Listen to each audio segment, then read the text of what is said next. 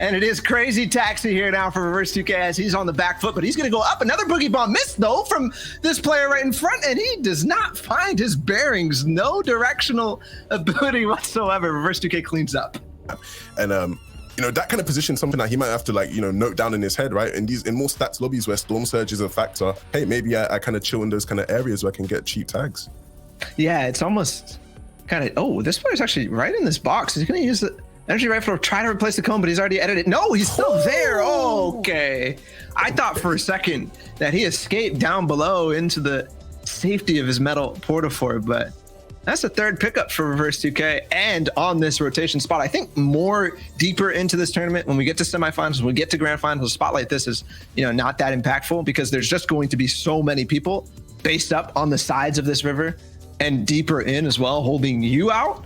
So, and not to him. So these points right now are not getting up to that, you know, really good first game for Reverse 2K. Yes, he might be in a good position, you know, in terms of the damage he's done to everybody else, but for himself personally, finally he picks it up and he's up to 4. But what you expect from Reverse in this game is maybe something like 15 eliminations, maybe 7 or 8 at this point. A good demonstration there from Reverse 2K of the, you know, new synergy of the mobility with the bounce pads returning.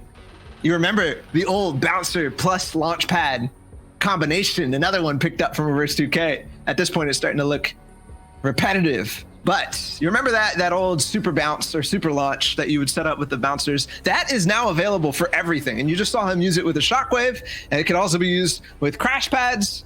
He's able to look for any sort of a pick possible, and once it's time for him to move, he has the crash pad. If he crash pads from this position, he's moving really far, right? And then ultimately, this is the perfect positioning. Picks up one, looking for another. The shots aren't connecting. Does connect with a 48 there, and he's just gonna stay on the lookout, right? Anybody that's in that zone, big pump shot there, but not able to make an elimination out of that one.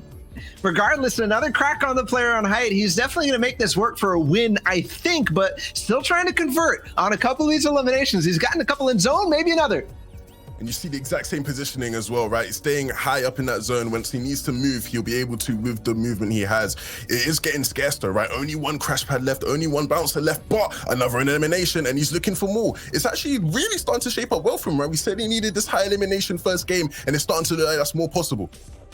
Yeah, this looks so good for Reverse 2K. Another bouncer forward. I love the dynamic that all this mobility has kind of added to solos, at least in terms of how it was last season. Another crash pad off a height. This time he's not going to be able to come back up because no more mobility in tow. 7 players up, and he's going to find one below. Yes, there you go. The first actual full refresh for Reverse 2K, but he actually gets costed because all the way down to 23 HP. Thankfully, a couple of minis will bring him back at least up to that 70 threshold, but 5 players up. He's going to have to find another one, and very quickly as we get towards the end of these moving zones.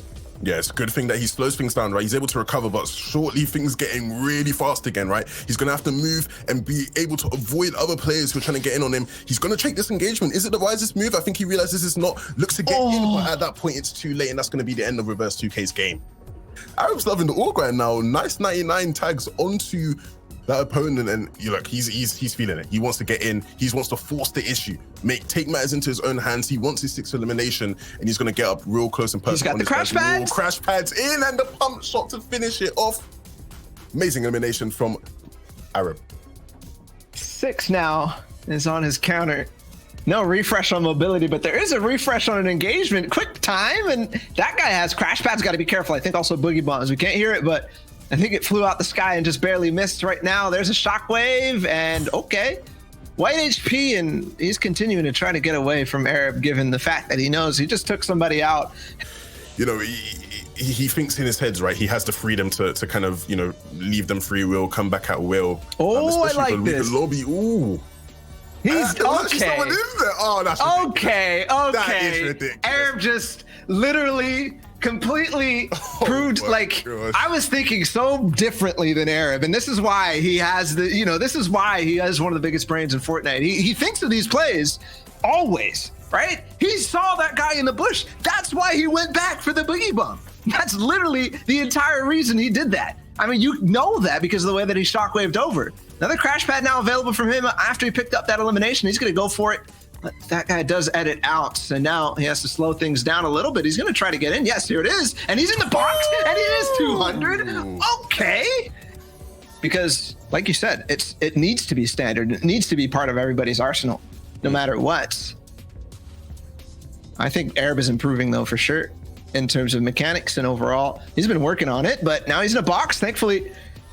Catch someone off guard, right? We see people learning and finding ways to camp the vault around the map effectively. And it's something that's actually incredibly effective, right? Even bush plays, right? Stuff like that, it can be super effective in actually picking up cheap eliminations, and that's another one for Arab. He's 11th for the game. Yeah, there we go. His pass reverse 2Ks mark of 9 in the last one that we watched, and still 8 remaining. He can go for 19 at this point. A player down below. Arab does get the crack and the floor, almost gets the wall too, but he's gonna go in anyways. Tries to phase through with the stare over. Gotta be careful though, that's a big pump on the other side. Actually a legendary, thankfully does not hit, otherwise he would have been done and dusted. Has some shield still. He needs to get in zone first to be able to pop it, and that's what he's gonna do. Yeah, and it's great because he's got peppers, right? And you see he pops one now, gonna bounce pad in as well. And he does take a significant amount of damage, right? Drops the shield, but he's gonna have time to pop them and refuel them back up. He's gotta be careful, right? Players above him. This is the part of the game where, you know, you can throw it very easy. He's done well, but he's gotta keep up to this point. And he's gotta be careful, right? Because he does not have the edits around that area. Luckily, he still does have that pepper effect, so he's gonna be able to run in, but he needs to get up this hill, and it's looking really difficult with the terrain. That's gonna pull down, so he doesn't have to worry about it at all. Actually, it looked like for a second he needed to get up, and I think he also thought the same thing, but thankfully it's coming down into the Misty Lake right now. Has Matt still, but this is starting to look scary because no shield and only 75 HP. The zone, as damaging as it is, that's not something you want to have to worry about at all in these end games, but still, regardless, he's running out of mats very quickly, even with the pepper, just trying to play so carefully, but almost boxes one up in front of him. Still nothing though. 6 players, and they're all looking now at the same time. Where does Arab go? I think he needs to find one of these, and he needs to find it safely too, where he can recover the mats, but with the zone the way that it is, they might all end up on top of each other. And it's starting to look like that's what's going to happen. You see him having to make this kind of zone play, try get around players, see if he can pick something up, right? Only 7 builds left, and take that down to 1. He's got to make something out of this. No builds remaining. Swimming is incredibly dangerous here, but it's his only option. Connects with a pump shot, but not able to make anything out of it. Gonna just have to keep on swimming. Just keep swimming, just keep swimming. Get a pump shot, Arab. Can he? No. Yeah, but I expect to see kind of a masterclass of rotation here, because although it's a max distance, right, he has the ability to rotate with ease. And here it begins, right? We see how he's gonna traverse this zone.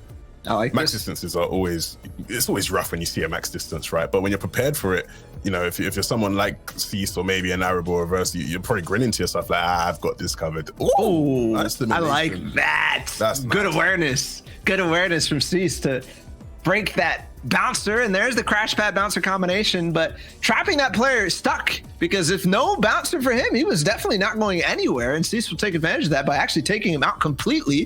Front side of zone, now he's looking back, breaks both the crash pads, and that's a big tag and a big elim down, and some mats as well. Cease doing so well, but another player in his box. Oh no, the ARs. This could be water, but not too concerned about that with the changes that came through in season 3 in comparison to seasons 1 and 2. Ooh, nice big tag, 109. He's going to drop down. Yes, on the other side of the wall. Potentially rotate the stairs and phase in. Yes, again. And he does clean it up. Almost paid with his life, though. That shot was pretty strong. He gets the siphon, though, and continues forward.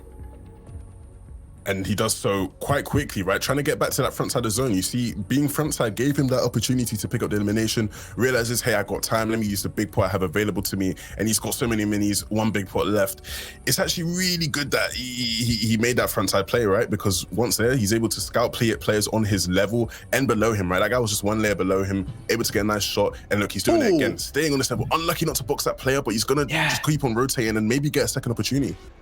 Yeah, 350 mats, he might actually poke at height a little bit. You saw him through the transparent edited stare, just for a brief instant, looked up, and it was fully connected in hard materials though, so I think that's the cue for Oliver not to worry, but he could be running out of materials. How long has he been up here? It's a connection that falls. He goes for it for a second, but another edit. Yes, edit, sit down, place the cone, please. No, he doesn't build though, and he gets a 40 big tag, 200 metal still, and this guy's got to be running out. This is going to be the height fight for him to win There it is, another cone and almost a flip, but he's just going to opt to take it. There we go, full 50-50 now on the other side of this wall, and he will win height. But what did that cost him? A shockwave up from the other side, and he does not reconnect, goes all the way down. Oliver OG has it for now with 3 players left, but not the materials he needs to hold.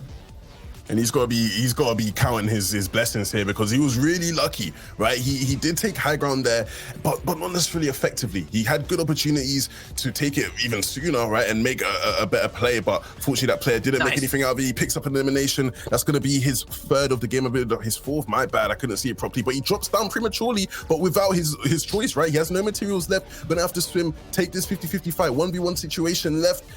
And will he be able to pick up the win? He's going to want it, looking to get around that player, looking for any opportunity to pick up the shot. He misses, but will he be able to recover? All right, and it is in first place. It's Echo Can't Qual. Well, it looks like he's going to be qualifying right now, unless he's calling out another player named Echo. And if that's the case, that's some BM that I enjoy. We got Daddy Snacky. I'm a big fan of that name in second place.